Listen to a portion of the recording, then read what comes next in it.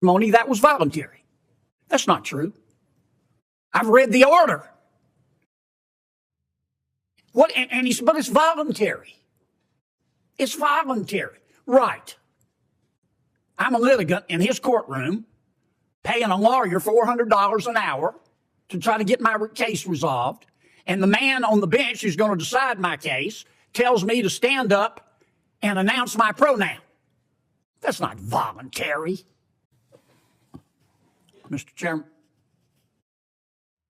Senator Kennedy. Mr. Chairman, I'm not going to repeat what my colleague Senator Cruz said about Judge Casabai, but he's not qualified to be on the federal bench. And everybody on this in this hearing today knows that. You heard the same testimony I heard. He's entitled to his beliefs. Look, about 90% of my personal philosophy is don't hurt somebody unless you have to defend yourself. Don't steal other people's stuff, and leave me alone. If you want to use different pronouns, that is your business. I may not agree, I may not do it, but that's your business. This is America, and you're free to do that. But this judge used his authority to require litigants in his courtroom to do what he thinks is politically correct. And he did that as a magistrate judge. And he'll do it as a federal district judge, and you know it. Once again, I don't care what his political beliefs are. But he has no right, as a sitting judge, to direct in writing litigants in his courtroom to stand up and introduce themselves by saying, my name is John Kennedy. My preferred pronouns are. Now, the judge said in his testimony that was voluntary. That's not true. I've read the order. What? And he said, but it's voluntary. It's voluntary. Right. I'm a litigant in his courtroom paying a lawyer $400 an hour to try to get my case resolved. And the man on the bench who's going to decide my case tells me to stand up and announce my pronoun. That's not voluntary. That's oppressive. And that alone, forget his writings, which Senator Cruz went through very eloquently. That alone tells me that he cannot exercise power maturely. If I could vote no twice, I would. And on this final point, when President Trump nominated people that weren't qualified to be on the federal bench, we killed those nominations. And several people on your side of the aisle, my Democratic colleagues, and on our side of the aisle did it. By my count, we killed 5 of them. Dead as fried chicken. And we didn't do it behind closed doors. We did it here in the committee. We demonstrated they weren't qualified. Now, here's your chance. This man is not qualified to exercise power as a federal judge. It's bad enough that he's a magistrate. Thank you, Mr. Chairman. Judge Casabai has responded to the questions that have been raised on this topic, and I'd like to read his response. Let me state unequivocally, as I did during my hearing, I am not and never have been a Marxist. I have never espoused nor subscribed to Marxist theories. Rather, I've been an active participant in and beneficiary of the American capitalist system, as is clear from my own holdings of private property and securities, as detailed in the statement of net worth provided to this committee. And there's more, if you wish to read it. Let me also note that he has served for 16 years on the state and federal bench, and as a neutral appellate decision maker for 4 years on the Oregon Workers' Compensation Board. He has an ample record of service as a judge, and his philosophy has been demonstrated in any rulings that he has handed down. So in defense of Judge Casabai, I think some of the charges that are being made are wildly unsubstantiated. Mr. Chairman, may I be heard for just 30 more seconds? I've been very generous to I know you have. Would you be generous one more time? I will. Go ahead. Thank you. Thank you. I appreciate the judge's response, but we all heard his testimony, and we all have read his record. And sometimes people don't tell the truth in their responses. I'm not calling the man a liar. I'm just saying, who are you going to believe? His written responses, probably crafted by the White House lawyers, or his testimony in committee?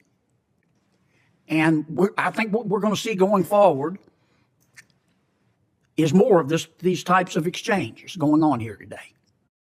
When somebody is qualified to be on the federal bench, by God, I will stand up. I don't care what party they are. I was the lone Republican vote to confirm a nominee from Tennessee. I'm almost done, Mr. Chairman. Almost the 30 lone seconds. Republican vote. But from now on, if we're going to play it like this, we're going to have a debate on all of these nominees and talk about their testimony in committee and who was forthcoming and who wasn't.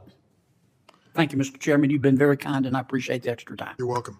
Unfortunately, one of our members has had to go to the floor, and we don't know when he's going to return, and I can't ask the committee to sit and wait. We'll reconsider these two nominations next week. The committee stands adjourned.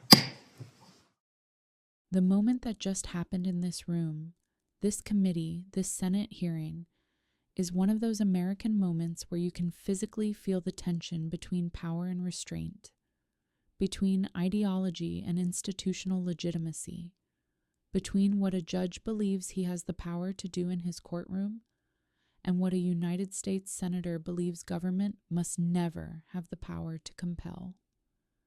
Senator John Kennedy, looking directly into the record, did not argue around the perimeter. He went straight to the center of the question itself.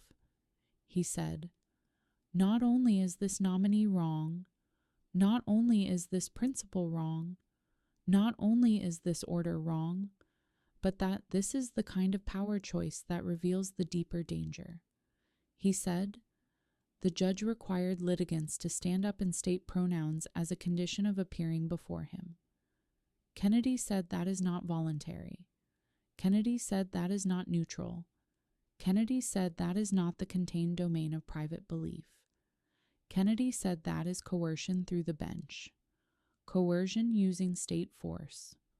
Coercion administered under the threat of legal consequence, judicial advantage, judicial discretion, judicial penalty. He called it oppressive, and that single word is an earthquake when said under oath, in a committee hearing, about a nominee for lifetime federal judicial power, and then the pushback arrived, as it always does. Another senator reading the nominee's official written response into the record, flatly denying being Marxist, flatly denying any ideological radicalism, flatly citing capital market participation as proof of American capitalist loyalty. The defense said the accusations are wildly unsubstantiated. The defense said his record on the bench is neutral. The defense said 16 years of service proves restraint, not activism. And Kennedy said, "Who are you going to believe? His carefully drafted, lawyered written statement, or the direct testimony he gave in this hearing?" This is the American tension. This is the American problem. This is the deep place where moral collision happens inside the machinery of constitutional government. This is where the question is not simply what is legal, but what is legitimate, what is right. What is the boundary line between tolerance and authoritarian force, disguised as tolerance?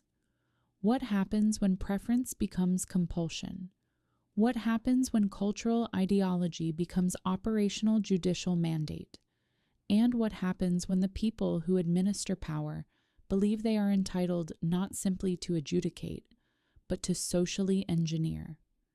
Kennedy was not arguing right-wing culture war.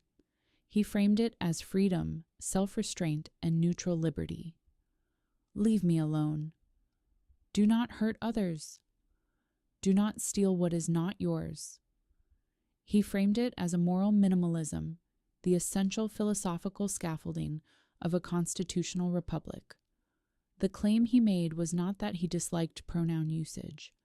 The claim was that mandatory pronoun declaration, enforced by a judge, is an abuse of state power incompatible with American judicial ethics.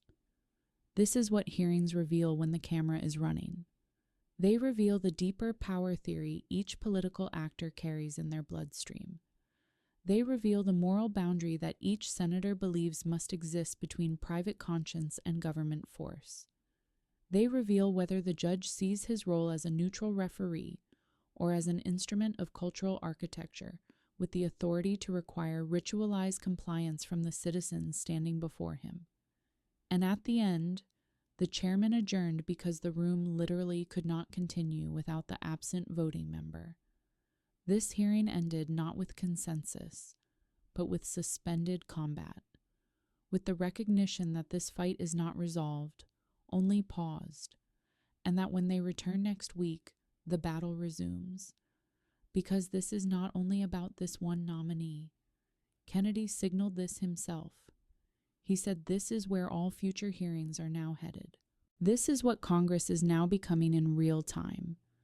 This is the next frontier of American polarization, playing out in judicial confirmations, not on legislation, not on taxes, not on appropriations, but on the philosophy of the American bench itself, on what the robe means, on whether the robe gives one power to compel new cultural ritual, or whether the robe obligates restraint, neutrality, and humility before the diversity of private moral conscience that the American experiment was designed to protect.